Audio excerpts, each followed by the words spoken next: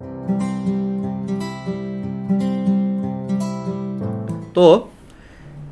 অ্যালকেনের তোমার সাধারণ সংকেত তোমার কি ছিল?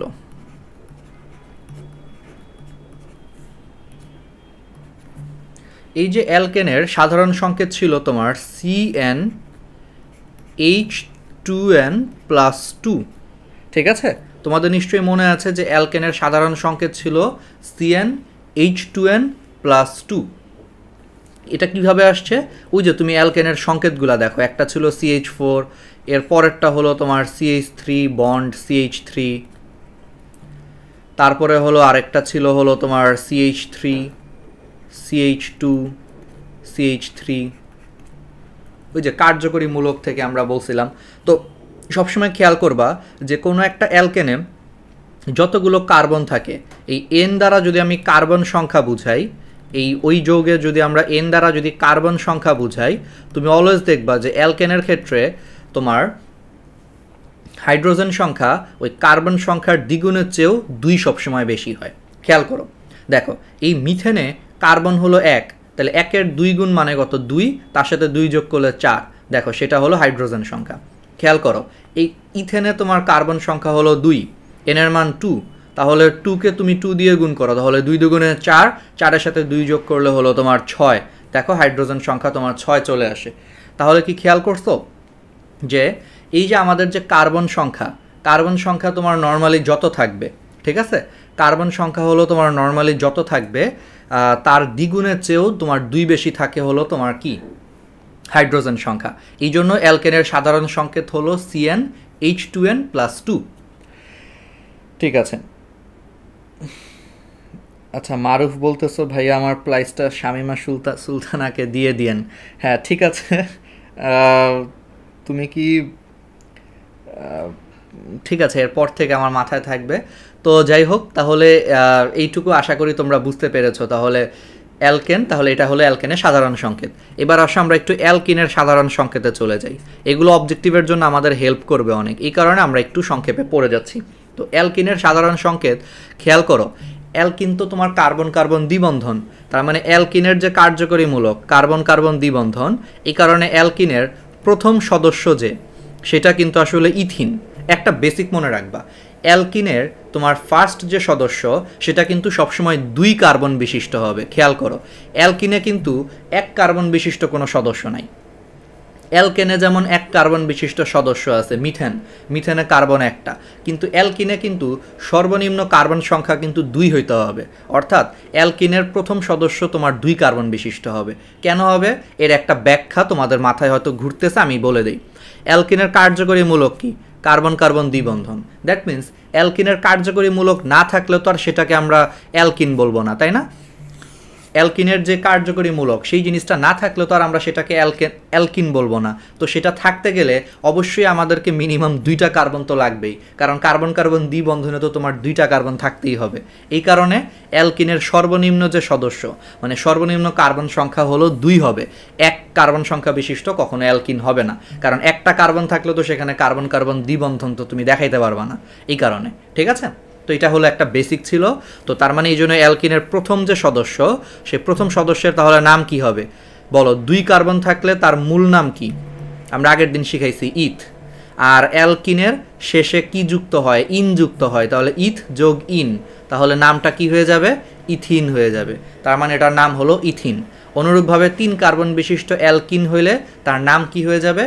প্রোপিন হয়ে যাবে। প্রোপ হলো যে 3-এর জন্য প্রোপ, আর লাস্টে হলো ইন, তাহলে প্রোপিন। এরকম 4 কার্বন হলে তোমার কি হয়ে যাবে? বিউটিন। 5 কার্বন হলে তোমার কি হয়ে যাবে? পেন্টিন। এইরকম করে আসবে। ওকে, তাহলে অ্যালকিনের যদি আমরা সাধারণ সংকেত দেখি, খেয়াল করো, অ্যালকিনে যতগুলো কার্বন থাকে দেখো 2টা কার্বন আছে আর হাইড্রোজেন আছে কিন্তু এক্স্যাক্টলি 4টা। তার মানে অ্যালকিনে সাধারণ সংকেত হয়ে যাবে তোমার CnH2n। অর্থাৎ অ্যালকিনে ঠিক যতগুলো কার্বন থাকবে হাইড্রোজেন সংখ্যা তার দ্বিগুণ হবে সবসময়। তুমি এটা বিশ্বাস না হলে তুমি প্রোপিন একে দেখো, এটা ধরো একটা প্রোপিন, হ্যাঁ,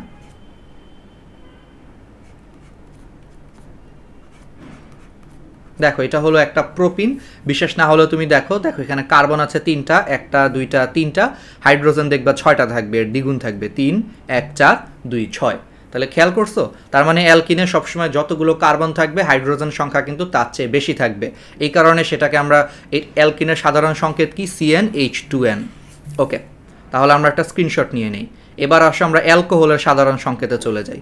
অ্যালকোহলের সাধারণ সংকেতে চলে যাওয়ার আগে আমরা অ্যালকাইল মূলকের সাধারণ সংকেতটা একটু দেখব, দেন আমরা হলো চলে যাব। তোমাদের সাথে আমাদের আরেকটা আলোচনা আছে। আমি মাঝখান থেকে ভাবতেছিলাম যে তোমাদের সপ্তাহে 2টা দিন ক্লাস নেওয়ার থেকে, মানে লেন্দি ক্লাস নেওয়ার থেকে, আমি দেখলাম যে লেন্দি ক্লাস নিলে সেগুলো ইউটিউবে আপলোড দিতেও আমার আসলে অসুবিধা হয় আর কি।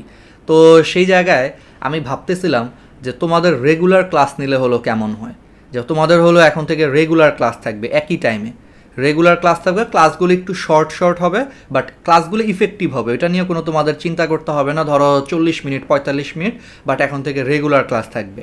কারণ আমার কাছে মনে হলো যে এই যে শর্ট যে ক্লাসগুলো, আসলে সপ্তাহে 4টা দিন ক্লাস নেওয়ার কারণে মানে আমার যে প্রবলেমটা হয়, এই ক্লাসগুলো যখন আমরা ইউটিউবে আপলোড দিই, ক্লাসগুলো অনেক বড় হয়ে যায়, 1 ঘন্টার বেশি বড় হয়ে যায়, ইউটিউবে আপলোড দিতে অনেক প্যারা হয়। আর এত বড় ক্লাস দেখা যায় যে একবার মিস চলে গেলে না পরে কেউ আর দেখতে চায় না। আর সে জায়গায় যদি রেগুলার ক্লাস থাকে 40 মিনিট করে, যদি রেগুলার ক্লাস থাকে 40-45 মিনিট যদি রেগুলার ক্লাস থাকে, আমার মনে হয় যে ক্লাসগুলো হলো সবাই রেগুলার ক্লাস থাকবে, টাইম নিয়ে তখন আর কোনো প্রবলেম পড়বে না। মানে রেগুলার হলে এসএসসি ব্যাচের একটা নির্দিষ্ট টাইমে ক্লাস, ইন্টারের ব্যাচের একটা নির্দিষ্ট টাইমে ক্লাস, তো ক্লাস নিয়ে রেগুলার আর কোনো প্রবলেম থাকবে না।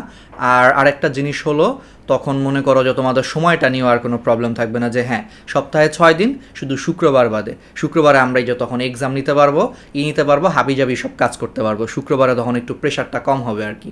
আমি এমনি শুক্রবারে ফ্রি থাকি, কিন্তু এখন এই যে এইসব প্রাইজ বিতরণের কারণে, তারপর হলো কোশ্চেন করার কারণে, দেন আমরা লটারি করবো, এগুলোর কারণে আবার শুক্রবারের দিনটাও বেশ এখন ব্যস্ত হয়ে যাচ্ছি। তো আমার মনে হয় তোমাদের কোনটা ভালো হয়, রেগুলার ক্লাস নিলে তাহলে টাইম নিয়ে আর কোনো সমস্যা হবে না। টাইম নিয়ে প্রবলেম হবে না কেন?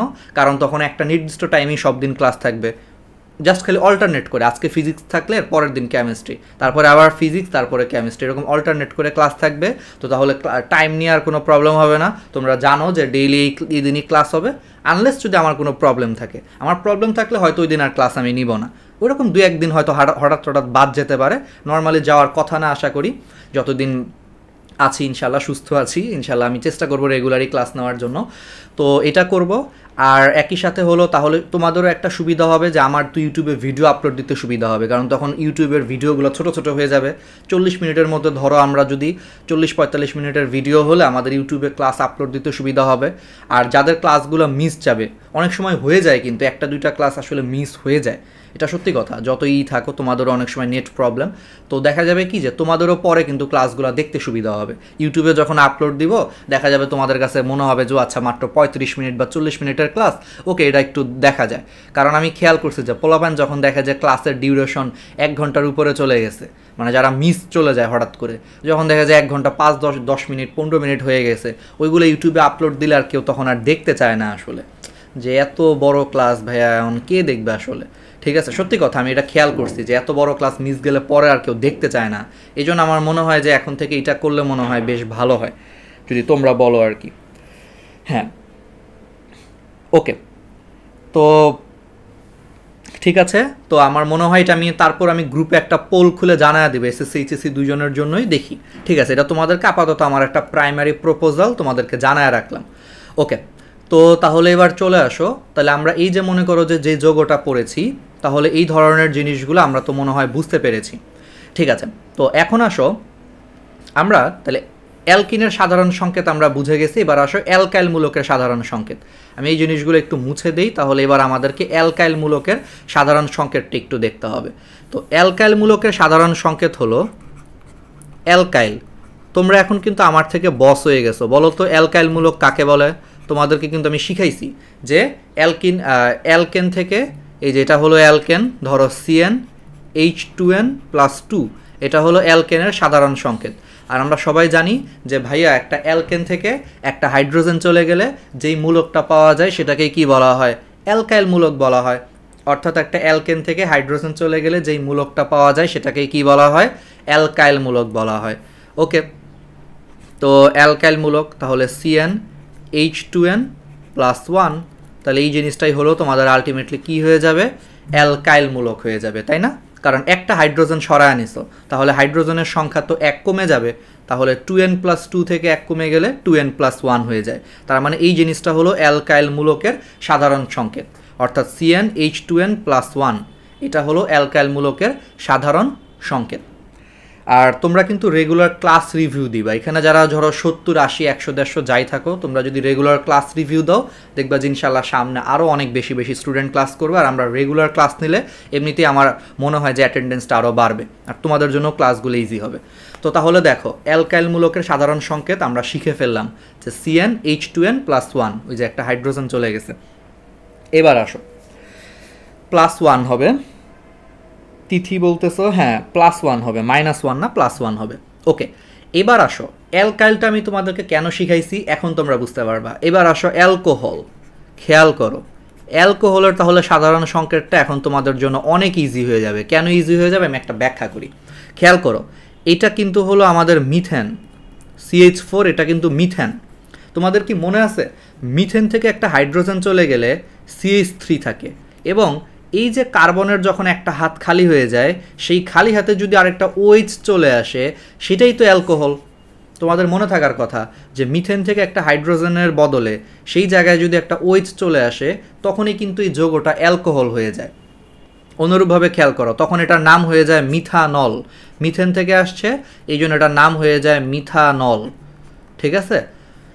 আবার যদি ধরো এটা হলো ইথেন, খেয়াল করো CH3 ইথেন, কোনো কারণে এখান থেকে একটা হাইড্রোজেন চলে গেল, কোনো কারণে এখান থেকে একটা হাইড্রোজেন চলে গেল, তাহলে কয়টা হাইড্রোজেন থাকবে? CH3CH2 হয়ে যাবে।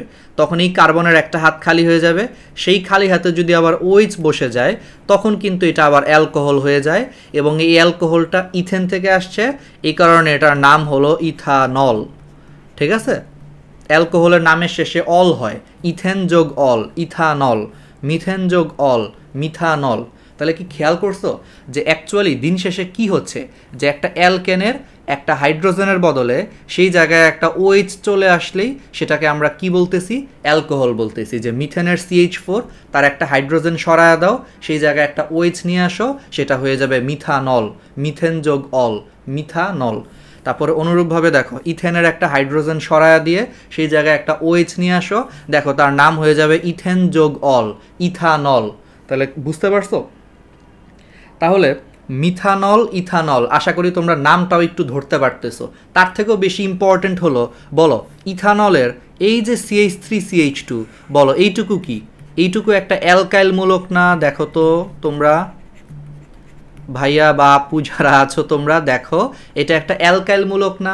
CH3CH2, দেখো তাহলে কি এটা দেখে কি বলা যায় যে আমি তো এইভাবেও বলতে পারি যে একটা অ্যালকাইল মূলকের সাথে একটা OH যুক্ত হয়ে দেখো এটা একটা অ্যালকোহল হয়ে গেছে। এটা একটা অ্যালকাইল মূলক, একটা OH আসছে, অ্যালকোহল হয়ে গেছে। যেমন CH3, এটা তো তোমার মিথাইল মূলক, আমরা সবাই জানি, এটা আমরা কুইজে দিছিলাম তাই না, যে মিথেন থেকে একটা হাইড্রোজেন চলে গেলে কি বলে? মিথাইল মূলক, লাস্ট যে কুইজটা হয়েছিল। তো মিথাইল, তো এটা একটা অ্যালকাইল মূলক, দেখো তার সাথে OH বসছে, আলটিমেটলি কিন্তু সেটা অ্যালকোহল হয়ে গেছে। তাহলে কি আমি বলতে পারি যে একটা অ্যালকাইল মূলকের সাথে OH লাগায় দিলেই সেটা একটা অ্যালকোহল হয়ে যায়? আর বলো একটা অ্যালকাইল মূলকের সাধারণ সংকেত কি? এই যে লেখা আছে CnH2n+1, তাহলে এর সাথে একটা OH লাগায় দাও, ব্যাস এটাই হলো তোমার একটা অ্যালকোহলের সাধারণ সংকেত। দ্যাট মিন্স একটা অ্যালকোহলের সাধারণ সংকেত হলো, ফার্স্টে অ্যালকাইল মূলকের সাধারণ সংকেত লিখবা CnH2n+1, দেন তোমরা OH লাগায় দিবা, এটাই হলো একটা অ্যালকোহলের সাধারণ সংকেত। এই তো দেখছো কত ইজি ওয়েতে আমরা বুঝতে পারছি, আর নামকরণটাও বুঝতে পারলাম। মিথেন থেকে যেই অ্যালকোহলটা আসছে সেটার নাম হলো মিথেন যোগ অল। আমি বলি ইংরেজি ভাষায়, এগুলো তো নামকরণ ইংরেজি থেকে আসছে, মিথেনের বানান হলো এটা, দেখো মিথেন, আর অ্যালকোহলের তোমার অল, তাহলে মিথেন যোগ অল। কিন্তু এই ক্ষেত্রে দেখো ই কি একটা ভাওয়েল না? ইংরেজি বর্ণমালায় কিন্তু আমরা জানি যে AEIOU এটা কিন্তু একটা ভাওয়েল, তো মনে রাখবা এখানেও একটা ভাওয়েল আছে, আবার অলের এখানেও একটা ভাওয়েল আছে। তো এরকম যদি পাশাপাশি দুইটা ভাওয়েল যদি ইংরেজি বর্ণমালায় একসাথে যুক্ত হয় তখন প্রথম ভাওয়েলটা চলে যায়। তো প্রথম ভাওয়েলটা চলে গেলে এটার বানান হয়ে যায় মিথা এন পর্যন্ত ঠিক আছে, যে ই এর পরে ও বসবে, ইও কখনো পরপর বসবে না। ইংরেজি বর্ণমালায় দুইটা ভাওয়েল কখনো পরপর বসে না, তো তখন একটা ভাওয়েল, প্রথম ভাওয়েলটাকে আমরা সরায়া দিয়ে এটার নাম দিয়ে দিছি এই যে এইভাবে মিথানল। তো তখন বানানটাকে আর মিথেন না বলে বাংলায় বা ইংলিশ উচ্চারণটা হয়ে গেছে মিথানল। এটা আমি আরেকবার বুঝাই, দেখো এটা মিথেন, এইটুকু হলো মিথেন, মিথেন ছিল, আর এইটুকু হলো অ্যালকোহলের জন্য অল আসছে। দেখো এটার নামকরণ কেমনে আসছে, মিথেন যোগ অল। কিন্তু ইংরেজি বর্ণমালায় এ ই আই ও ইউ এগুলো হলো ভাওয়েল বা স্বরবর্ণ। তো ইংরেজি ভাষায় দুইটা স্বরবর্ণ যখন একসাথে যুক্ত হয়ে যদি একটা শব্দ তৈরি করে, তখন দুইটা স্বরবর্ণ পাশাপাশি কখনো বসবে না। মনে রাখবা, দুইটা ভাওয়েল, এটা ইংরেজির নিয়ম আর কি, দুইটা ভাওয়েল কখনো পাশাপাশি বসবে না। তো তখন প্রথম ভাওয়েলটাকে আমরা বাদ দিয়ে দিয়ে তারপরে আমরা এই যৌগটা পেয়ে গেছি মিথানল, এবং এর উচ্চারণটা তখন আর মিথেনেল না, এর উচ্চারণটা ইংলিশটা উচ্চারণ করে হলো মিথানল হিসেবে। এই কারণে তোমরা অনেকে হয়তো বা ভাবতে পারো যে ভাইয়া এটার নাম ছিল হলো মিথেন, কিন্তু এটার নাম তাহলে মিথেনল থাকার কথা না, এটা আকার কেমনে চলে আসলো? অ্যান্সারটা হলো এইভাবে, যে তখন যখন এই বানানটা যখন হয়ে যায় শেষে তো এখন আর ই নাই, এই কারণে আর একারটা না এসে এটা এই যে শুধু এর কারণে এটা আকার হয়ে যায়, মিথানল হয়ে যায়, এই কারণে এটার নাম হয়ে গেছে মিথানল। বুঝতে পারছো? দেখো তোমাদেরকে জৈব যৌগ পড়ানোর সময় রাহাত ভাইয়া দেখো তোমাদেরকে শর্টকাট ইংরেজি ভাষার গ্রামারও শিখিয়ে দিতেছে, দেখছো? ইংলিশ সেকেন্ড পেপার ক্লাসও নিয়ে ফেললাম তোমাদের একটা। তো আশা করি তোমরা বুঝতে পেরেছো তাহলে ইংরেজি ভাষার এই জিনিসগুলো। তাহলে মিথেন যোগ অল, মিথানল আসছে এইভাবে। তাহলে অনুরূপভাবে বুঝতেই পারতেছি ইথানল নামটা কেমনে আসছে, তোমরা নিজেরাই এখন পারবা যে ভাইয়া ইথেন বানানটা হলো এই যে এটা ভাইয়া, সাথে হলো অল, কিন্তু তোমার এখানে ওই যে ভাওয়েলটা চলে যাবে, ইথানল হয়ে যাবে ব্যাপারটা, এরকম আর কি। ঠিক আছে, ওকে। তো আমরা মনে হয় বুঝতে পেরেছি, তাহলে ইংরেজি ভাষাও শিখতে পারছি, মিথেন থেকে কেমনে মিথানল হলে আমরা বুঝতে পারছি, আর সাধারণ সংকেতটা তো বুঝতে পারছি। ওকে, তাহলে অ্যালকোহলের আমাদের সাধারণ সংকেত শেষ। অ্যালকোহলের যদি আমরা সাধারণ সংকেত যদি আমরা জানি, এবার আসো আমরা জৈব অ্যাসিডের সাধারণ সংকেতটা শিখি। জৈব অ্যাসিডের সাধারণ সংকেতটা আমরা একটু শিখে ফেলি। ওকে, ও আচ্ছা দাঁড়াও, এটার তো একটু স্ক্রিনশট নেওয়া উচিত ছিল, ভুলে গেছিলাম। এবার আসো জৈব অ্যাসিডের সাধারণ সংকেত।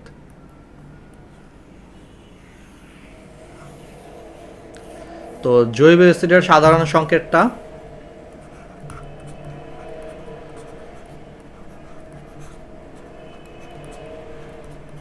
বলো। জৈব অ্যাসিডটাও অনেকটা অ্যালকোহলের মতোই, যেমন এই যে এটা কিসের সংকেত বলো তো ভাইয়ারা বা আপুরা? আচ্ছা ভাইয়ারা বললে তোমরা মেয়েরা মাইন্ড করতে পারো, আচ্ছা ভাইয়া এবং আপুরা বা ভাই ও বোনেরা, ঠিক আছে? তো ভাই ও বোনেরা তো বলো, তাহলে এটা হলো CH4।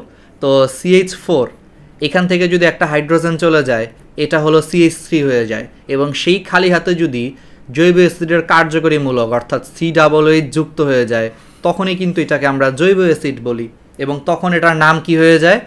Methanoic acid. কি হয়ে যায় এটার নাম? Methanoic acid. তাহলে দেখো অনেকটা অ্যালকোহলের মতোই, অ্যালকোহলে কি হয়েছিল, একটা হাইড্রোজেন চলে গেছে, সেই জায়গায় OH আসছে, মিথানল হয়ে গেছে। আর এখন কি হবে, অ্যালকেন থেকে একটা হাইড্রোজেন চলে গেছে, আর সেই জায়গায় হলো অ্যাসিডের কার্যকরী মূলক COOH চলে আসছে, তখন এই যৌগটার নাম হয়ে গেছে মিথানয়িক না, এটার নাম হলো ইথানোয়িক অ্যাসিড। ঠিক আছে, এটার নাম কি? Ethanoic acid. বুঝতে পারছো? ওকে, তো এইবার খেয়াল করো জিনিসটা। এখন তোমরা হয়তো অনেক একটু কনফিউজড হয়ে যেতে পারো, তার থেকেও একটা বড় কথা হলো শুধু মিথানোয়িক অ্যাসিডের সংকেতের ক্ষেত্রে এখানে একটা কাহিনী আছে, একটা ছোট্ট ট্রিক্স আছে। শুধু মিথেনে বলো কার্বন কয়টা? একটা। এখন কিন্তু প্রবলেম হয়েছে, আমরা যখন মিথেন থেকে একটা হাইড্রোজেন সরায়া দিয়ে CH3 বানাই, পরে সেখানে যখন আবার জৈব অ্যাসিডের কার্যকরী মূলক যোগ করি, জৈব অ্যাসিডের কার্যকরী মূলক হলো COOH, কিন্তু তখন তো আমাদের কার্বন সংখ্যা কয়টা থাকে? তখন কিন্তু আমাদের কার্বন সংখ্যা 2টা হয়ে যায়। এই কারণে এর নামটা আমরা মিথানোয়িক অ্যাসিড না বলে এই যৌগটার আমরা নাম বলি হলো ইথানোয়িক অ্যাসিড। এবং সেই ইথানোয়িক অ্যাসিড নামটা কেমনে আসছে আমরা একটু দেখি। ইথানোয়িক অ্যাসিড নামটা আসছে অনেকটা এই যে এইভাবে আসছে, যে ইথেন ছিল ফার্স্টে, ইথেন, আর অয়িক অ্যাসিড। অয়িক অ্যাসিডের জন্যই যে ইংলিশ বানানটা এরকম, অয়িক, তারপরে লাস্টে হলো আবার অ্যাসিড। তোমাদেরকে নামকরণও শিখায় ফেলতেছি। তাহলে দেখো ইথেন যোগ অয়িক অ্যাসিড। তো আবার আগের মতো ইংরেজি বর্ণমালায় ই এবং ও দুইটাই ভাওয়েল, তো এখন তাহলে এটা বাদ দিয়ে দাও, তাহলে এটার বানান হয়ে যাবে ইথানয়িক অ্যাসিড। দ্যাট মিন্স এই যৌগটার নাম হচ্ছে ইথানয়িক অ্যাসিড। আমরা যদি বাংলায় লিখি এটার নাম হয়ে যাবে ইথানয়িক অ্যাসিড। আশা করি তোমরা এখন জিনিসটা ধরতে পারছো, কিন্তু এখন কাহিনীটা তো বুঝতেই পারতেছো যে CH3COOH এখানে কার্বন যেহেতু দুইটা, তাহলে ভাইয়া বা বোনেরা এটাকে আর আমরা মিথানয়িক বলতে পারবো না, 2 কার্বন, তাহলে এটার নাম হয়ে যাবে ইথানয়িক অ্যাসিড। তাহলে এখন তোমাদের প্রশ্ন থাকতে পারে, হ্যাঁ তোমাদেরকে একটা প্রশ্ন থাকতে পারে যে তাইলে ভাইয়া মিথানয়িক অ্যাসিড বলে কি কিছু নাই? দেখি তোমরা অনেকে প্রশ্ন করছো, দেখি তোমাদের নামগুলো আমি মাঝে মাঝে পড়ি। Nazmul Islam ethanoic acid, Maisha ethanoic acid, হ্যাঁ তাবাসসুম আনিকা HCOOH, এটা ভাইয়া মিথানয়িক অ্যাসিড। হ্যাঁ এক্স্যাক্টলি, তোমরা যারা জানো তারা তো অনেক ভালো জানো। জয়ন্তী দত্ত, হ্যাঁ মিথানয়িক অ্যাসিড। তাবাসসুম আনিকা, হ্যাঁ অলরেডি একটা কার্বন থাকে, এই জন্য এদিকে একটা কার্বন কম হয়। একজন বলতেছো HCHO, এটা কি মিথানয়িক অ্যাসিড? না, আমি বলি তাহলে এটা তো ইথানয়িক অ্যাসিড, তাহলে মিথানয়িক অ্যাসিড কি থাকবে? মিথানয়িক অ্যাসিডও থাকবে, কিন্তু যেহেতু জৈব অ্যাসিডের কার্যকরী মূলকের মধ্যে নিজেই যেহেতু একটা কার্বন আছে, তাহলে ওর তো একটা হাত খালি, তো সেই খালি হাতে যদি শুধু একটা হাইড্রোজেন বসে, তখন এই যৌগটাকে আমরা বলবো যে দেখো ভাইয়া বাপুরা এটা 1 কার্বন বিশিষ্ট যৌগ, তখন এটার নাম হয়ে যাবে মিথানয়িক অ্যাসিড। তাহলে কি বুঝতে পারছো? কারণ জৈব অ্যাসিডের যে কার্যকরী মূলক, আসলে জৈব অ্যাসিডের কার্যকরী মূলকের মধ্যেই অ্যাকচুয়ালি একটা কার্বন থাকে। তো COOH এবং এটার একটা হাত খালি থাকে, তো সেই খালি হাতে যদি একটা হাইড্রোজেন বসায় দাও, তাহলে HCOOH, এটার নামই তোমার আলটিমেটলি কি হয়ে যাবে? মিথানয়িক অ্যাসিড হয়ে যাবে। ঠিক আছে, তাহলে HCOOH এটার নামই অ্যাকচুয়ালি কি হবে? মিথানয়িক অ্যাসিড হবে। কারণ দেখো এখানে 1 কার্বন, এটাই হলো মিথানয়িক অ্যাসিড। কারণ হলো ওর কার্যকরী মূলকের মধ্যেই একটা কার্বন থাকে, এই কারণে আর এখানে কোনো কার্বন আসতে পারবে না। তাহলে সেই জায়গায় একটা হাইড্রোজেন যদি বসায় দাও, এটার নাম মিথানয়িক অ্যাসিড হয়ে যাবে। তাহলে এটা হলো মিথানয়িক অ্যাসিডের সংকেত, এটা হলো ইথানয়িক অ্যাসিডের সংকেত। ঠিক আছে, এখন আমি তোমাদেরকে একটু 2টা নাম শিখাই দিই, এটা একটু মনে রাখো, এটা কাজে লাগবে, এটা সারা জীবন কাজে লাগবে। এই মিথানয়িক অ্যাসিড, এটা তো ইউপ্যাক নাম, মানে এটা হলো international union of pure and applied chemistry কর্তৃক স্বীকৃত ইউপ্যাক নাম। অনেকে আইউপ্যাক বলে বা অনেকে ইউপ্যাক বলে, মানে আন্তর্জাতিকভাবে এটা স্বীকৃত। কিন্তু এটার আরেকটা প্রচলিত নাম আছে, এই মিথানয়িক অ্যাসিডের আরেকটা প্রচলিত নাম আছে, একটু মনে রাখতে হবে, এটা খুবই ফেমাস নাম। এটার নাম হলো ফরমিক অ্যাসিড। এটার নাম কি একটু এখন থেকেই মনে রাখবা, ফরমিক অ্যাসিড। এটার একটা মজার কাহিনী আছে, আমি একটু আমাদেরকে বলি। তাহলে মিথানয়িক অ্যাসিডের প্রচলিত নাম কি? এটা হলো প্রচলিত নাম, মানে এটাকে এই নামে হলো মানুষজন অনেক বেশি ডাকে। যেমন ধরো আমার অ্যাকচুয়াল নাম কি? মোহাম্মদ নাইমুল ইসলাম রাহাত, কিন্তু ধরো আমাকে হলো বাসায় অনেকে নাইম ডাকে বা অনেকে রাহাত ডাকে, তাহলে এটা হলো আমার প্রচলিত নাম, কিন্তু আমার অ্যাকচুয়াল নাম কি? মোহাম্মদ নাইমুল ইসলাম রাহাত। মনে রাখবা ব্যাপারটা অনেকটা এইরকম, যেটা হলো এটা ইন্টারন্যাশনাল নাম, বাট এটার আরেকটা খুবই ফেমাস একটা নাম আছে, ফরমিক অ্যাসিড। এই নামটাকে তোমার বলা হয় প্রচলিত নাম।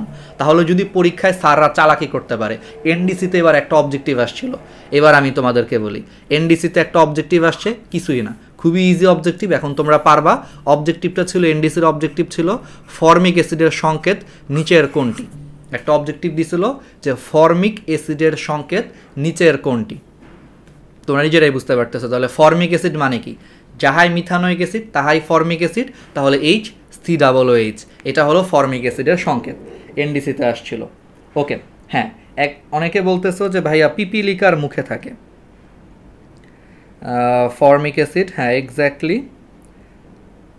তানজিনা বলতেছো, ও আচ্ছা আচ্ছা, মিথানল হলো অ্যালকোহল আর মিথানল হলো অ্যালডিহাইড, হ্যাঁ এক্স্যাক্টলি, মিথানল হলো অ্যালডিহাইড, আমরা আসতেছি আস্তে আস্তে। হ্যাঁ HCOOH, তাহলে বুঝতে পারছো। অনেকে নাজমুল বলতেছো আঞ্চলিক নাম, আচ্ছা ধরতে পারো আঞ্চলিক বা প্রচলিত নাম ফরমিক অ্যাসিড। এটার একটা মজার কাহিনী আছে, আমি একটু কাহিনীটা বলি, তোমরা মজা পাবা। এই যে মিথানয়িক অ্যাসিড আমাদেরকে জীবদ্দশায় আমাদের সবাইকে কি লাল পিঁপড়া কামড় দিছে কি দেয় নাই বলো? লাল পিঁপড়ার কামড় খাইছো না? যে ছোটোবেলায় বা এখনও তো মাঝে মাঝে অনেক সময় খেয়াল করো না, বা বিশেষ করে যারা গ্রামে থাকো বা যারা গ্রামে যাও, দেখবা যে গ্রামে অনেক সময় মাটির মধ্যে বা মাটির বিভিন্ন জায়গায় লাল পিঁপড়াগুলো চলাচল করে, অনেক সময় কিন্তু আমরা খেয়াল করি না।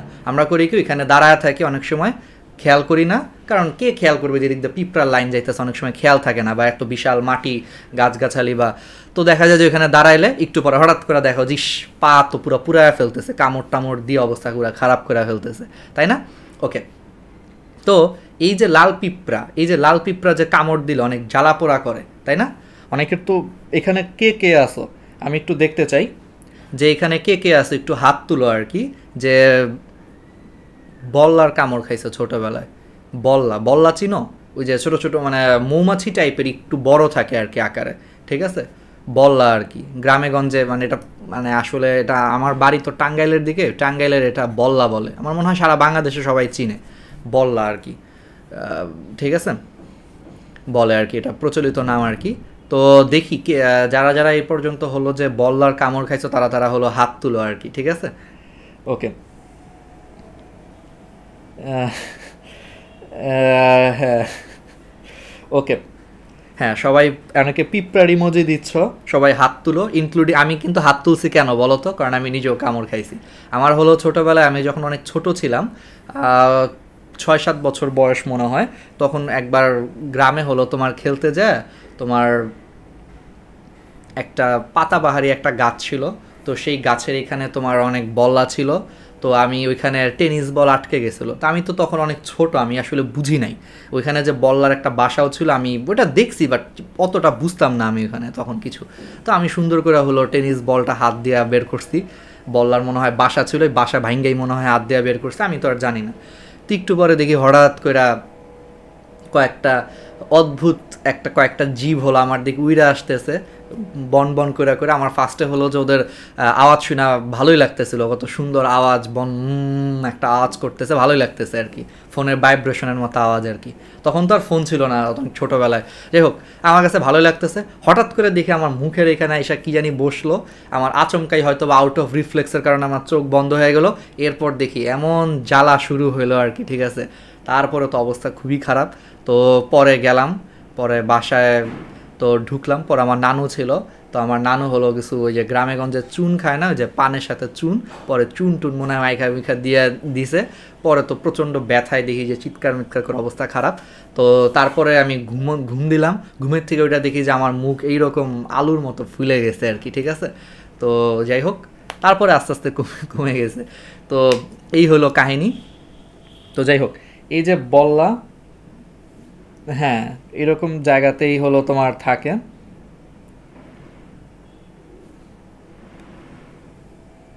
ঠিক আছে, তোমরা অনেক মনে হয় হাসতেছো, যাই হোক এটা সবারই মনে এরকম স্মৃতি আছে, ছোটোবেলার স্মৃতি। তো এখন আমি এটা কেন বলতেছি, এই যে ফর্মিক অ্যাসিড, লাল পিঁপড়া থেকে গল্প করতে করতে আমরা ডিস্ট্র্যাক্ট হয়ে গেছি। তো এই যে লাল পিঁপড়া, এই লাল পিঁপড়া বা যে ফর্মিক অ্যাসিড, এই লাল পিঁপড়াতে হলো তোমার ফর্মিক অ্যাসিড থাকে। এই কারণে পিঁপড়া যখন কামড় দেয়, আমাদের কামড়ে যে ফর্মিক অ্যাসিড থাকে বলে হলো আমাদের জ্বালাপোড়া করে আর কি, ঠিক আছে? এখন এই লাল পিঁপড়াকে ল্যাটিন ভাষায় এই পিঁপড়াকে ফর্মিকা বলা হয়। কি বলা হয়? ল্যাটিন ভাষায় তোমার পিঁপড়াকে হলো ফর্মিকা বলা হয়, এবং বিজ্ঞানীরা সর্বপ্রথম এই ফর্মিকা থেকে এই ফর্মিক অ্যাসিড পেয়েছে বলে এটার নাম দিয়ে দিছে ফর্মিক অ্যাসিড, ঠিক আছে? এটা হলো ল্যাটিন ভাষা। দেখো এক ক্লাসে তোমাদের কত কিছু শিখাচ্ছি, ইংলিশ শিখাচ্ছি, বাংলা শিখাচ্ছি, ল্যাটিনও শিখাচ্ছি, ঠিক আছে? তো ইংরেজি পিঁপড়াকে ল্যাটিন ভাষায় ফর্মিকা বলে। এই ফর্মিকাতে সর্বপ্রথম মানুষ হলো তোমার মিথানোয়িক অ্যাসিড পাইছে, এই কারণে এটাকে ফর্মিক অ্যাসিড নামে ডাকা হইতো, এবং এই নামে এটার প্রায় 100-150 বছর ডাকা হয়েছে। এই কারণে এই নামটা খুবই ফেমাস। এই কারণে এখন বর্তমানে আইউপ্যাক নাম থাকার পরও এটাকে ফর্মিক অ্যাসিড নামে হলো মানুষজন চিনে। ওকে, তো তাহলে হলো ফর্মিক অ্যাসিড। অনুরূপভাবে এইটারও একটা প্রচলিত নাম আছে, ইথানোয়িক অ্যাসিডের একটা প্রচলিত নাম আছে, এটাকে তোমার বলা হয় অ্যাসিটিক অ্যাসিড। এই দুইটা নাম মনে রাখতে হবে, খুবই ইম্পর্টেন্ট, কারণ এগুলো স্যাররা খুবই বেশি পরীক্ষায় দিয়ে দেয়। তুমি ধরো ইথানোয়িক অ্যাসিড, মিথানোয়িক অ্যাসিড সব পারো, তোমার পরীক্ষায় আসলো ফর্মিক অ্যাসিড বা অ্যাসিটিক অ্যাসিড দিল, তুমি আর হা করে বসে থাকলা যে এটা আবার কি, জীবনও তো শুনি নাই। না, তুমি শুনছো এই ইথানোয়িক অ্যাসিডেরই প্রচলিত নাম হলো অ্যাসিটিক অ্যাসিড। তাহলে মনে রাখবা ফর্মিক অ্যাসিড আর অ্যাসিটিক অ্যাসিড দুইটা নাম মনে রাখবা। যাই হোক, তাহলে এখন আসো এদের সাধারণ সংকেতটা কী হতে পারে। অলরেডি আমরা বুঝতে পারতেছি, দেখো একটা অ্যালকাইল মূলক থাকবে, সেই অ্যালকাইল মূলকের সাথে COOH থাকবে। তাহলে অ্যালকাইল মূলকের সাধারণ সংকেত কি? CN H2n+1, দেন এটার সাথে একটা COOH থাকবে। তাহলে একটা অ্যালকাইল মূলক থাকবে, তার সাথে COOH থাকবে, সেটাই আমাদের কি হয়ে যাবে? অ্যাসিড হয়ে যাবে। ঠিক আছে, তোমরা অনেকে অনেক মজার কথা বলতেছো, তাল গাছে উঠে গেছো। কিছুদিন আগে গ্রামের বাড়ি গেছিলাম, তাল গাছে পাখির বাসা দেখে আচ্ছা হরিণের বেগে গাছ থেকে নামছি।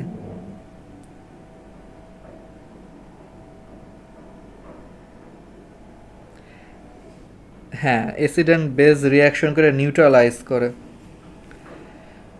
হ্যাঁ ঠিক আছে, তো আমাদেরকে যেটা করতে হবে, হ্যাঁ তোমাদের অনেক এক্সপিরিয়েন্স আছে, তোমরা রিভিউ টিভিউ দিও, সব কিছুরই রিভিউ দিও। আমাদের গ্র্যাভিটি গ্রুপে তোমাদের বল্লার কামড়ের রিভিউ দিও, সমস্যা নেই। আচ্ছা আমি মজা করে বলছি। তো ঠিক আছে, তো অনেকের অনেক ধরনের রিভিউ আছে। একজন বলতেছে যে ভাই আমি তাল গাছে উঠে গেছিলাম, ওইখান থেকে তোমার তো কপাল ভালো যে তোমার বল্লা যে কামড় দিছে, তুমি কপাল ভালো যে তুমি হলো এখান থেকে গাছ থেকে পড়ে যাও নাই, পড়ে গেলে তো আরও কাহিনী হয়ে থাকবে, হাত পা পুরা যাইতো ভাঙ্গা আর কি। যাই হোক, তো ঠিক আছে, অ্যাসিড বুঝতে পারছি। এবার আসো অ্যালডিহাইডের সাধারণ সংকেতগুলো আমরা একবার সবগুলো দেখে ফেলি। আচ্ছা এর আগে স্ক্রিনশট নিই। অ্যালডিহাইড, তো অ্যালডিহাইডের সাধারণ সংকেত তাহলে কি হবে? অ্যালডিহাইডের সাধারণ সংকেত অনেকক্ষণ করছি, একটু নীলকালি দিয়ে লিখি। অ্যালডিহাইডের নামের শেষে হলো তোমার অ্যাল থাকে, অ্যালডিহাইড। আর আমরা আগের দিন দেখিয়েছিলাম যে অ্যালডিহাইডের কার্যকরী মূলক হলো CHO। ঠিক আছে, এই যে CHO এটা হলো তোমার অ্যালডিহাইডের কার্যকরী মূলক CHO। তো এই যে আমরা যে বলতেছি CH3, এই CH3 সাথে যদি আমাদের কোনো কারণে CHO থাকে তাহলে সেটাই আলটিমেটলি তোমার কি হয়ে যায়? অ্যালডিহাইড হয়ে যায়। তো খেয়াল করো, বুঝতে পারতেছি অ্যালডিহাইডের সাধারণ সংকেত তার মানে হুবহু সেম, যে একটা অ্যালকাইল মূলক থাকবে CnH2n+1, একটা অ্যালকাইল মূলক থাকবে, দেন সেখানে CHO থাকবে। এটাই হলো অ্যালডিহাইডের সাধারণ সংকেত। বলো এটার নাম কি? এবং দেখো অ্যাসিডের মতো অ্যালডিহাইডও কিন্তু সেম, যেহেতু অ্যালডিহাইডের কার্যকরী মূলকেও তোমার CHO আছে, তাহলে খেয়াল করো যে অ্যালডিহাইডের কার্যকরী মূলকেও তোমার আলটিমেটলি CHO আছে। এই কারণে এটা 2 কার্বন বিশিষ্ট অ্যালডিহাইড। এটাকে আমরা বলবো হলো ইথানল। অ্যালডিহাইডের নামের শেষে কিন্তু জফলা আকার থাকবে, ইথানল থাকবে, তাহলে যৌগটার নাম কি হয়ে যাবে? ইথানল হয়ে যাবে। ঠিক আছে, ইথানল। ঠিক আছে, ইথানল, ইথানল কিন্তু না, ইথানল কিন্তু এটা আবার অ্যালকোহল হয়ে যাবে, ইথানল আর কি। ঠিক আছে, অনুরূপভাবে তাহলে মিথানল, তাহলে সংকেতটা কি দেখি? কয়জন মিথানলের সংকেত লিখতে পারো? অ্যাসিডের মতোই দেখি কয়জন এখন মিথানলের সংকেত লিখতে পারো। আমি একটু কমেন্টে দেখতে চাচ্ছি যে দেখি কয়জন আমরা মিথানলের সংকেতটা লিখতে পারি। একটু গেস করো তাহলে মিথানলের সংকেতটা কীরকম হতে পারে। মিথানল, মিষ্টি কুমড়া, জয়ন্তী রিপ্লাই, আচ্ছা জয়ন্তী বলেছো যে অ্যালকিন ও অ্যালকাইনের মধ্যে কোনটি বেশি সক্রিয়? অ্যালকিন ও অ্যালকাইনের মধ্যে তোমার অ্যালকিন বেশি সক্রিয় আর কি, দ্বিবন্ধন। এগুলো আমরা বিক্রিয়া পড়ানোর সময় পড়বো। আমি আজকে বিক্রিয়া হালকা স্টার্ট করব, সমস্যা নেই। আমাদের বিক্রিয়াগুলো আমরা আজকে হালকা স্টার্ট করব। এবং তোমরা কিন্তু পেজে লাইক দিও।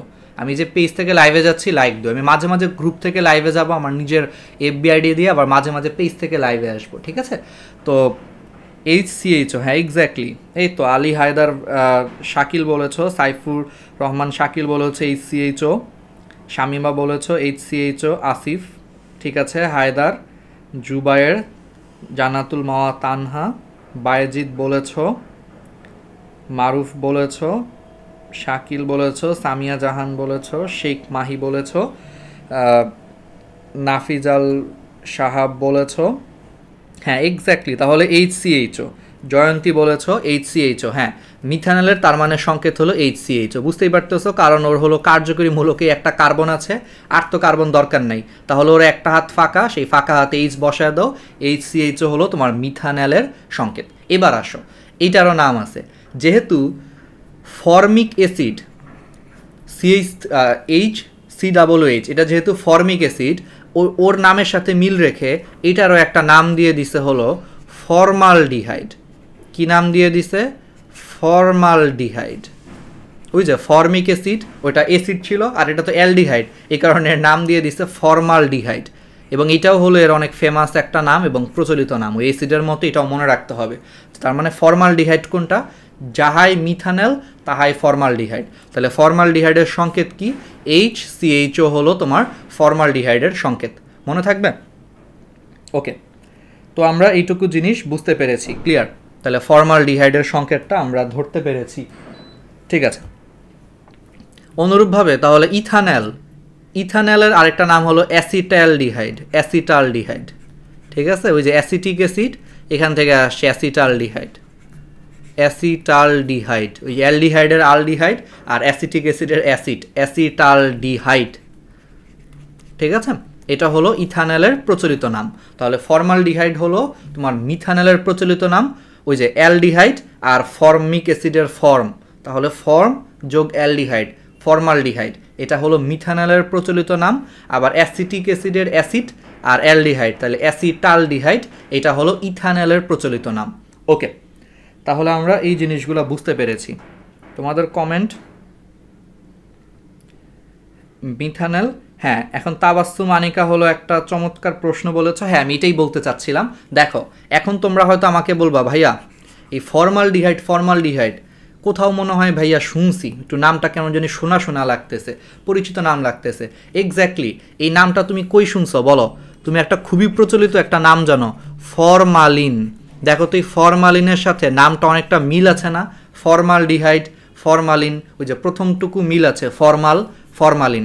এক্স্যাক্টলি, এই যে এখন মিথানেল বা ফর্মালডিহাইড, এই ফর্মালডিহাইডেরই 40% 40% আর কি, 40% বা 40% জলীয় দ্রবণকেই আমরা কি নামে জানি? আমাদের সেই বিখ্যাত ফরমালিন নামে চিনি।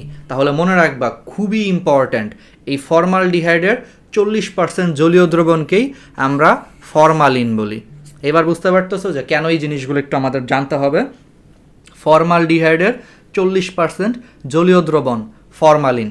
বলো ফরমালিন কী কী কাজে ইউজ করা হয়?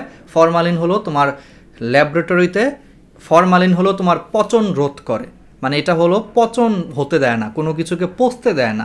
এই কারণেই ফরমালিনকে মেইনলি ইউজ করা হয় কোথায়? জীববিজ্ঞানের ল্যাবে। তোমরা যদি বায়োলজি ল্যাবে যাও, অনেক স্কুলের আসলে ল্যাবগুলো অতটা সমৃদ্ধ না, বাট তোমরা যদি কলেজে উঠো বা ভার্সিটিতে যখন উঠবা, তোমরা দেখবা, বা জাদুঘরে যদি যাও, দেখবা যে অনেক প্রাণীর হলো তোমার মৃতদেহ ফরমালিনের মধ্যে ডুবিয়ে রাখা হয়েছে।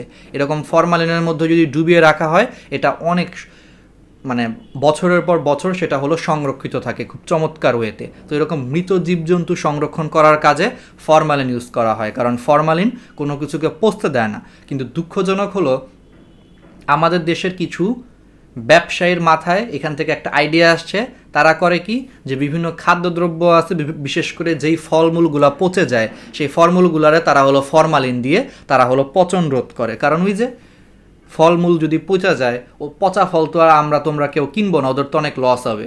কিন্তু ওরা এটা চিন্তা করে না যে এই যে ফরমালিনে যে ওরা ফলমূল যে রাখে, এটা খেলে যে মানব স্বাস্থ্যের জন্য যে মারাত্মক যে ক্ষতিকর, এই ফরমালিন বা অ্যালডিহাইডগুলো যে অনেক বিষাক্ত, এটা যে আমাদের লিভার যে ড্যামেজ করে ফেলে, বা আমাদের লিভার বা বাংলায় বলি হলো কলিজা, এই কলিজাগুলো যে ড্যামেজ করে ফেলে, এটা কিন্তু তারা জানে, বাট তারপরে ওই যে লাভের আশায় তারা হলো এই কাজটা করে। ঠিক আছে, মানে তারা কখনো চিন্তা করে না যে তাদেরও কিন্তু একটা ফ্যামিলি আছে, তো তাদের ছেলে মেয়ে বা বউ বাচ্চা যদি আজকে যদি ফরমালিন বা এগুলো খায়, যদি তারাও তো অসুস্থ হতে পারে। বাট এই জিনিসগুলো আমাদের বাংলাদেশে আই গেস কেউ চিন্তা করে না, খুবই দুঃখজনক। তো এইটা হলো আমাদের দেশেই অপব্যবহার হয় আর কি। বাট ফরমালিনের মেইন ইউজ হলো তোমার জীবজন্তু, মানে মৃত জীবজন্তু সংরক্ষণের কাজেই ফরমালিন ইউজ করা হয়। তাহলে ফরমালিন কি? সৃজনশীলের কতে আসবে, খুবই ইম্পর্ট্যান্ট। অবজেক্টিভে তো আসবেই, সৃজনশীলের কতে আসবে। তাহলে কি লিখবা? যে ফরমালডিহাইড এর মানে ফরমালডিহাইডের 40% জলীয় দ্রবণ হলো ফরমালিন নামে পরিচিত। ঠিক আছে, বা কেউ যদি লেখো যে মিথানেলের 40% জলীয় দ্রবণ ফরমালিন নামে পরিচিত, তাও হবে, কারণ যেটাই ফরমালডিহাইড সেটাই মিথানেল। ঠিক আছে, তো মনে রাখতে হবে। এখন একটা জিনিস চিন্তা করো, এখন আমি তোমাদেরকে আরেকটা বেসিক ক্লিয়ার করি। তোমরা হয়তো বলতে পারো যে ভাইয়া 40% জলীয় দ্রবণ বলতে কি বোঝায়? 40% জলীয় দ্রবণ মানে হলো তুমি কোনো একটা পাত্রে 40 ভাগ 40 ভাগ নিবা হলো তুমি ফরমালিন, মানে সরি 40 ভাগ নিবা হলো ফর্মালডিহাইড, আর 60 ভাগ নিবা হলো পানি। তাহলে কি নিবা? 40% তুমি নিবা হলো ফর্মালডিহাইড। ফর্মালডিহাইড একটা তরল পদার্থ, এটাও অনেক ধরনের তরল আর কি, তো প্যারা নাই। তো তুমি 40 ভাগ নিবা হলো ফর্মালডিহাইড আর 60 ভাগ নিবা হলো পানি। নিয়ে ভালো মতো যদি মিক্সড করো তাহলে যে জিনিসটা পাওয়া যাবে সেটাই হলো ফর্মালডিহাইডের 40% জলীয় দ্রবণ। কারণ এই 40 এবং 60 এটারে যোগ করলে 100 হয়, এবং সেই 100 ভাগ দ্রবণের মধ্যে তোমার 40 ভাগ আছে হলো ফরমালিন, এই জন্য এটারে বলা হয় 40% জলীয় দ্রবণ। তার মানে বুঝতেছো যে ফর্মালডিহাইডের 40% বলতে কি বোঝায়? তুমি 40 ভাগ নিবা হলো ফর্মালডিহাইড, 60 ভাগ নিবা হলো পানি, এই দুটারে মিলায় হলো 100 বানাবা, সেই 100 40 ভাগ হয়ে যাবে তোমার ফর্মালডিহাইড। ঠিক আছে, তাহলে এই জিনিসটা মনে রাখতে হবে। ওকে, না 40% ওয়াটার না, 40% জলীয় দ্রবণ মানে হলো সেখানে ফর্মালডিহাইড হলো 40 আর পানি হলো বাকি 60, তাহলে টোটাল হলো 100। এখন তাহলে টোটাল 100-এর মধ্যে ফর্মালডিহাইড হলো 40, এই কারণে বলা হয় এটা হলো 40% জলীয় দ্রবণ, কারণ ম্যাক্সিমাম তো আবার পানি, এই কারণে বলা হয় 40% জলীয় দ্রবণ। বাট এটা আমরা কেমনে বানাইছি? 40 ভাগ নিছি ফর্মালডিহাইড, 60 ভাগ নিছি পানি, টোটাল হয়ে গেছে 100, 100-এর মধ্যে 40। ঠিক আছে, হিসাবটা কিন্তু এরকম, বেসিক বুঝতে হবে। ঠিক আছে, তাহলে এই জিনিসগুলো আমরা বুঝলাম। আমাদের অ্যালডিহাইড শেষ, কিটোন টিটোন হাবিজাবি সংকেত তোমরা পারবা। আর তোমরা অনেকে এখন বলতে পারো যে ভাইয়া ইথারের তাহলে কি? আমরা আজকে 2-3টা বিক্রিয়াও পড়ব, সমস্যা নাই, আমরা 2-3টা হলো বিক্রিয়া দেখব, দেন আমরা হলো বিক্রিয়ার পর তারপরে আমরা আমাদের সলভ ক্লাসে চলে যাব। ঠিক আছে, 5 মিনিটের আমাদের সলভ ক্লাস, মাত্র 5 মিনিট লাগবে, জাস্ট 2টা প্রশ্ন অ্যান্সার, এলা 5 মিনিট লাগবে। তো এবার চলে আসো, তাহলে আমরা এটার আগে একটা স্ক্রিনশট নিয়ে নিই। ঠিক আছে, তাহলে সাধারণ নাম পড়ে ফেলছি, সব কিছু আমরা পড়ে ফেলছি। এবার আসো, আমাদের ইথার টিথার সব কিছু শেষ। ইথার আসলে খুবই ইজি, ইথারের নামটা আমার মনে হয় না আর এখানে পড়ানোর কিছু আছে। ইথার হলো, আচ্ছা তারপর আমি একবার বলে দিই যেহেতু অনেকের হয়তো বা প্রবলেম হতে পারে। তো ইথারের ক্ষেত্রে খেয়াল রাখবা, ইথারের কার্যকরী মূলক হলো অক্সিজেন, দুই পাশে 2টা অ্যালকাইল মূলক থাকবে। ইথারের সাধারণ সংকেত তার মানে হলো দুই পাশে 2টা অ্যালকাইল মূলক, CnH2n+1 থাকবে, এখানে একটা অক্সিজেন থাকবে, এই পাশে আরেকটা অ্যালকাইল মূলক থাকবে, অর্থাৎ CnH2n+1। এটা হলো ইথারের তোমার সাধারণ সংকেত আর কি। ঠিক আছে, খুবই ইজি, এটা আমরা পারবো। ঠিক আছে, তাহলে আমাদের এগুলা শেষ। এবার আসো আমরা অ্যালকেনে চলে যাই। এবার আমাদের সেই বিখ্যাত জিনিস অ্যালকেনে চলে যাই আমরা। অ্যালকেন, তাহলে অ্যালকেনের বিক্রিয়া।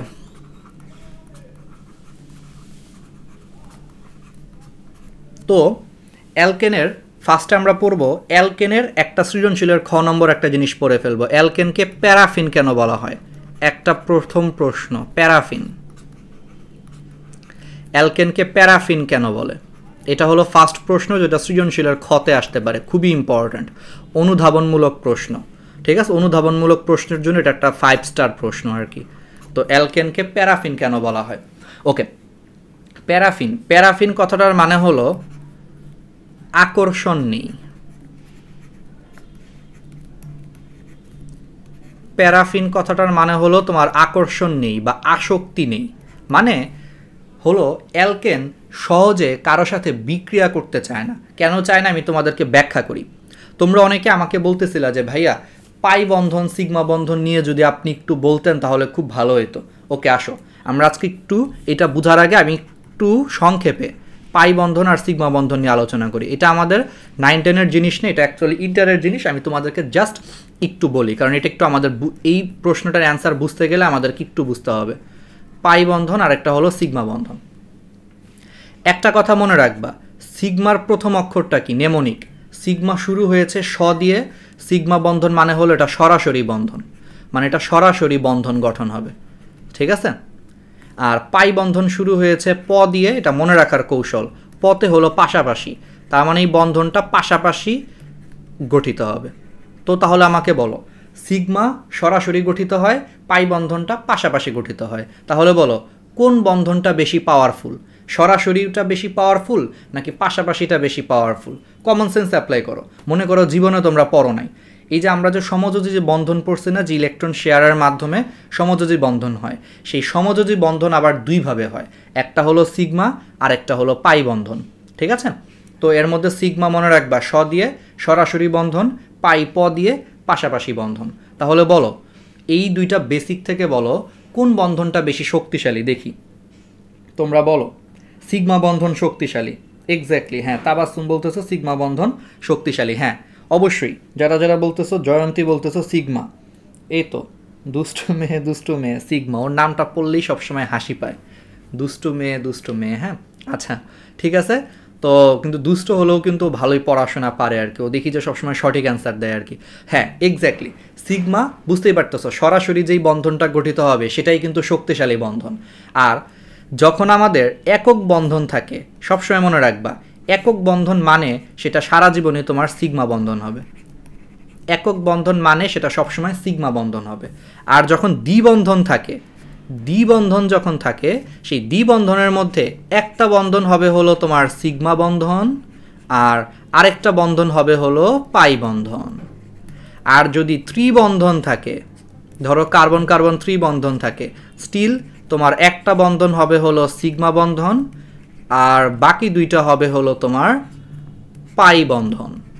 তাহলে একটা জিনিস খেয়াল করছো যে পাই বন্ধন যেহেতু পাশাপাশি, পাই কিন্তু হলো তোমার দুর্বল, তার মানে এই কারণে পাই বন্ধন যেহেতু দুর্বল, এই কারণে দুর্বল জিনিস কখনো একা থাকতে পারে না। এই কারণে দেখো একক যে বন্ধনটা, একক বন্ধন সবসময় হলো তোমার সিগমা বন্ধন। দুর্বল মানুষ কখন থাকে? যখন ওর পাশে যখন আরেকটা মানুষ থাকে। ধরো তুমি আর তোমার ফ্রেন্ড, তুমি অনেক শক্তিশালী, তুমি অনেক প্রতিবাদী, আর তোমার ফ্রেন্ড সব কিছুতে ভয় পায়। তাহলে তোমার ফ্রেন্ড যখন প্রতিবাদ করতে যাবে, ও কিন্তু একা একা প্রতিবাদ করার কখনো সাহস পাবে না, ওর কিন্তু সবসময় তোমাকে লাগবে। ব্যাপারটা কিন্তু এরকম। তাহলে তুমি হলা শক্তিশালী মানে তুমি সিগমা বন্ধন, মানে তুমি একাই 100। এই কারণে একক বন্ধনেও তুমি আসো, আবার যখন তোমার দুর্বল ফ্রেন্ডটা যখন প্রতিবাদ করতে যায় তখনও তুমি আসো। তার মানে সিগমা বন্ধন সবসময়ই থাকবে। কিন্তু যখন দ্বিবন্ধন হবে তখন একটা হবে সিগমা বন্ধন আর একটা হবে পাই বন্ধন। যখন ত্রিবন্ধন থাকবে তুমি তো একাই 100, তোমার কিন্তু আর কাউরে লাগে না। এই কারণে তুমি একাই আসো, আর তোমার আরও দুইটা দুর্বল ফ্রেন্ড তোমার সাথে আছে। অর্থাৎ ত্রিবন্ধনে একটা সিগমা বন্ধন, দুইটা পাই বন্ধন। দ্বিবন্ধনে একটা সিগমা, একটা পাই বন্ধন। আর একক বন্ধনে তুমি একাই 100, তোমার কাউরে লাগতেছে না, সিগমা বন্ধন। পাই বন্ধন কখনো একা বসতে পারে না। কেন পারে না? কারণ বেচারা তো দুর্বল, ও তো কখনো একা বসতে পারবে না। ঠিক আছে? হ্যাঁ তোমাকে লাগবে ফ্রেন্ডের, এটা আর কি। হ্যাঁ অনেকে বলতেছো মাঝেরটা সিগমা। আচ্ছা আমি অত ডিটেলসে যাচ্ছি না। হ্যাঁ মাঝেরটা সিগমা, আমি তোমাদেরকে জাস্ট সিম্পলি বোঝানোর জন্য বলতেছি আর কি, যে ত্রিবন্ধনে একটা সিগমা দুইটা পাই। কোনটা সিগমা কোনটা পাই দরকার নাই, এটা হলো ভাই আমাদের ইন্টারে শিখতে হবে। ঠিক আছে? এটা এখন আর প্যারা নিয়ে লাভ নেই, জাস্ট এইটুকু তোমাদেরকে বলে রাখলাম।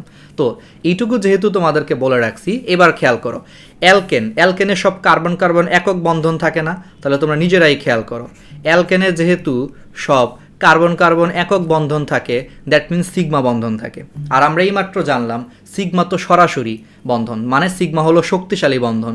তাহলে এই শক্তিশালী বন্ধনটাকে ভাঙতে গেলে অনেক বেশি শক্তি প্রয়োগ করতে হয়, ফলে সহজে কিন্তু এই শক্তিশালী বন্ধনকে ভাঙা যায় না। আর যেহেতু এই শক্তিশালী বন্ধনকে সহজে ভাঙা যায় না, এই কারণে অ্যালকেন সহজে কি করবে না, বন্ধন ভাঙতে না পারলে তো অন্য কারোর সাথে বিক্রিয়া করবে না। এই কারণে অ্যালকেন সহজে অন্য কারোর সাথে বিক্রিয়া করে না।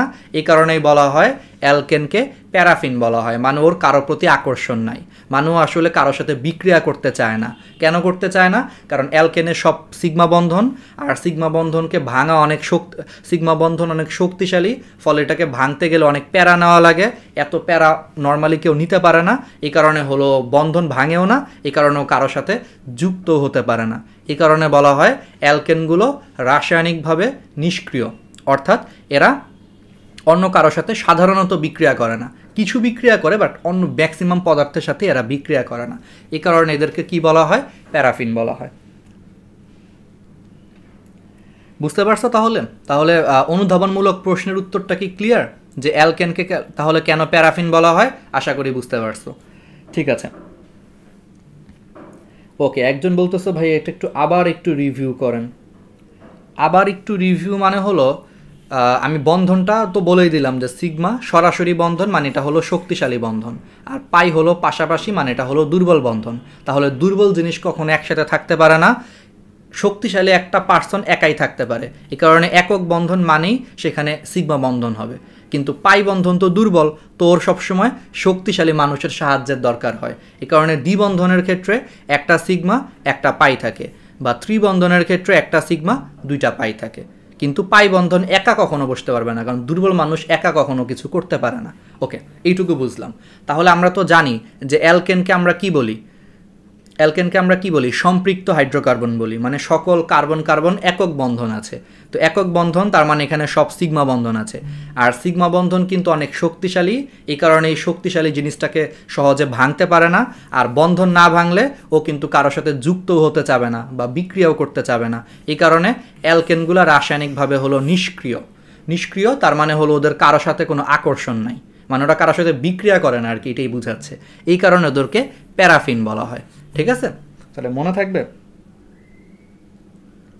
একেবারে ক্লিয়ার। তাহলে দেখছো, তাহলে আমরা কত চমৎকার ওয়েতে তাহলে আমরা এই জিনিসগুলো শেষ করতে পারলাম। আচ্ছা, সমস্যা নেই, 1 ঘন্টা 10 মিনিট হয়ে গেছে, কোনো প্রবলেম নেই, আমাদের বেশিক্ষণ লাগবে না।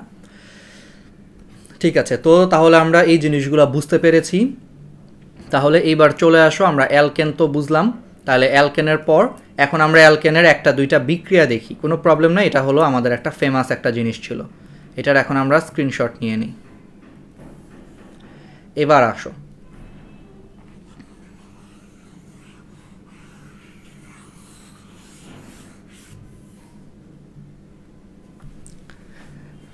এবার আমাদেরকে সবার প্রথমে যেটা করতে হবে, ফার্স্ট বিক্রিয়া। আমি আজকে ফার্স্ট একটা বিক্রিয়া শেখাবো, মিথেন উৎপাদনের বিক্রিয়া। তাহলে প্রথমে আমরা দেখি যে আমরা কিভাবে অ্যালকেন পেতে পারি, আমরা কিভাবে অ্যালকেন পেতে পারি, আমরা সেই বিক্রিয়াগুলো শিখব। তো আমাদের প্রথম বিক্রিয়া শেখার জন্য ওকে, আমরা প্রথম যে বিক্রিয়াটা শিখব, এই বিক্রিয়াটা শেখার আগে আমরা একটা নেমোনিক দিয়ে মনে রাখবো। বলো, বিয়ে করা। বিয়ের একটা এটা একটা আরবি মনে হয়, নিকাহ, নিকাহ করা। ঠিক আছে, এটা হলো আরবি ভাষার শব্দ, এটা মানে হলো বিবাহ আর কি। ঠিক আছে, তোমরা যারা আছো এখানে, যারা আছো সবাই মনে হয় মনে হলো কম বেশি বিয়ে টিয়ে করতে চাও, তাই না? সবাই মনে হয় অনেক আগ্রহী। তো যাই হোক, তাহলে বিয়ে, এটা হলো আরবি ভাষায় বিয়ে মানে হলো নিকাহ। তো তোমরা এই নিকাহ দিয়ে মনে রাখবা প্রথম বিক্রিয়াটা, যে নিকেল চূর্ণ প্রভাবকের উপস্থিতিতে কাতে হলো কার্বন ডাই অক্সাইডের সাথে, হতে হলো হাইড্রোজেন। নিকাহ দিয়ে মনে রাখবা। দেখছো, বিয়ের থেকে যদি ভালো কিছু হয় তবে কিন্তু বিয়েই ভালো, তাই না? ওই যে সার্ফ এক্সেলের ডায়ালগ। তো দেখো, তাহলে নিকেল চূর্ণ প্রভাবকের উপস্থিতিতে কার্বন ডাই অক্সাইডের সাথে হাইড্রোজেন, মনে রাখার জন্য আমি এই জিনিসগুলো নিয়ে আসছি। হাইড্রোজেনের সাথে, নিকেল চূর্ণ প্রভাবকের উপস্থিতিতে কার্বন ডাই অক্সাইডের সাথে হাইড্রোজেনের বিক্রিয়াতে আমাদের কি উৎপন্ন হয়? মিথেন উৎপন্ন হয়। ঠিক আছে, তাহলে কি উৎপন্ন হচ্ছে? মিথেন উৎপন্ন হচ্ছে। তাহলে মনে রাখবা, নিকাহ দিয়ে মনে রাখবা, নিকেল চূর্ণ এর উপস্থিতিতে কার্বন ডাই অক্সাইডের সাথে হাইড্রোজেনের বিক্রিয়াতে আমাদের কি উৎপন্ন হয়? মিথেন উৎপন্ন হয়। এখন আমরা বিক্রিয়াটা দেখাই। তাহলে কি আছে এখানে? কার্বন ডাই অক্সাইড আছে, কার্বন ডাই অক্সাইড, হাইড্রোজেন আছে, আর এখানে নিকেলটা প্রভাবক হিসেবে কাজ করবে, নিকেল চূর্ণটা প্রভাবক হিসেবে কাজ করবে। নিকেল চূর্ণ টেম্পারেচার কত লাগবে? টেম্পারেচারটা 250 ডিগ্রি লাগবে আর কি। ঠিক আছে, ওকে। তাহলে নর্মালি 250 ডিগ্রি সেলসিয়াস তাপমাত্রায় নিকেল চূর্ণ প্রভাবকের উপস্থিতিতে কার্বন ডাই অক্সাইডের সাথে হাইড্রোজেনের বিক্রিয়ায় মিথেন উৎপন্ন হয়। তাহলে এখানে মিথেন দিয়ে দাও, শেষ। এবার আমাদেরকে সমতাকরণ করতে হবে, সাথে আরও হবে, বাট মেইন জিনিসটা হলো মিথেন হবে। তো বুঝতেই পারতেছো যে এখানে হলো সাথে তোমার পানি উৎপন্ন হয়ে যাবে।